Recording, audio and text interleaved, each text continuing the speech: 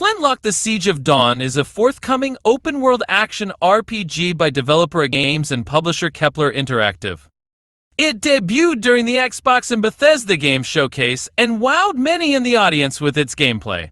The combat, magical abilities, companion pet, and world traversal intrigued many.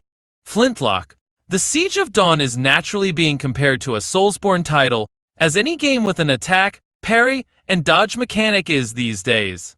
Similar to From Software games, it would seem that in this upcoming RPG, you'll be the ones taking down the gods, who have seemingly turned on the mortals. And in this I want to talk 5 new details about Flintlock: The Siege of Dawn. 1. How Souls-like is Flintlock: The Siege of Dawn? From the new footage, it is pretty evident that this upcoming RPG qualifies as a Souls-like.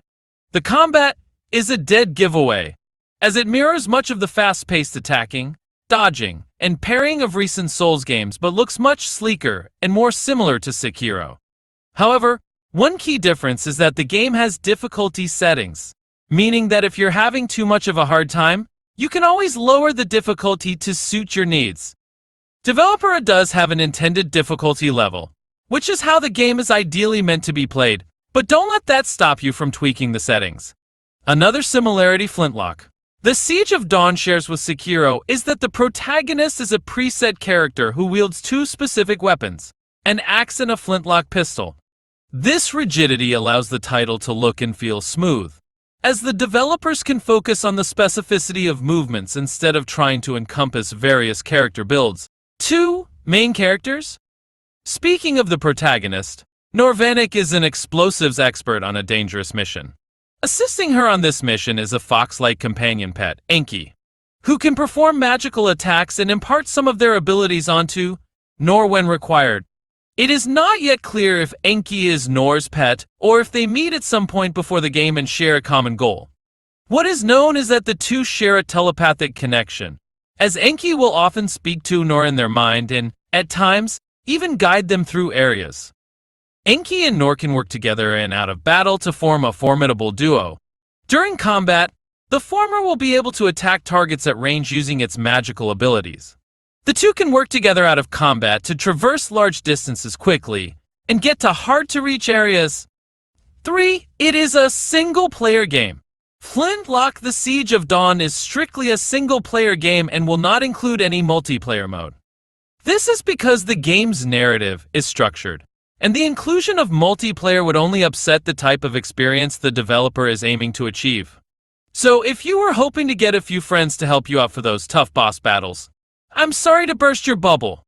You'll rely solely on your skills, abilities, and Enki's help to get through the game. However, remember that you can always take down the difficulty if you feel like you've hit a brick wall.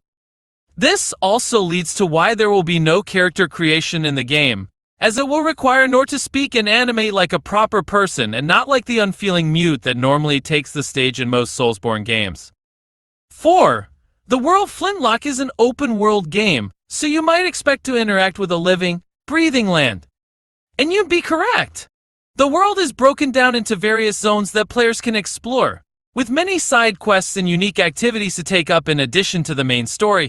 The city of Sybil is the hub area, and acts as the center of trade in the game world. It is just one area of the title, with each location having its unique look and feel, through which you'll need to get around using the various traversal mechanics available to you. While Nor can unlock a double jump-like ability to access higher areas, you'll also be able to call on Enki to chain long leaps and jumps. Bonfires are present around the world, which act as save and respawn points, much like in the Dark Souls games. 5. The combat: getting to the meat of it. The combat for Flintlock: The Siege of Dawn is, in essence, similar to Bloodborne. You'll be utilizing your axe for melee attacks and gun for devastating shots, although bullets will be in short supply. Killing enemies with melee attacks earns ammunition, so you'll have to balance both weapons to keep combat flowing smoothly. Enki's use in combat is for crowd control and keeping enemies at bay.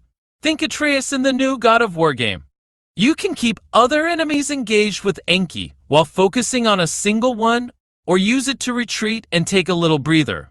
As Enki is player controlled, it will be up to you how to employ it in battle. Flintlock. The Siege of Dawn also includes a dodge button that gamers can use in succession to chain together rolls during combat. Like in Soulsborne games, dodge timing is crucial to getting the upper hand in battle, while mistiming a dodge can lead to disaster. Are you excited for Flintlock: The Siege of Dawn? Tell me in comment.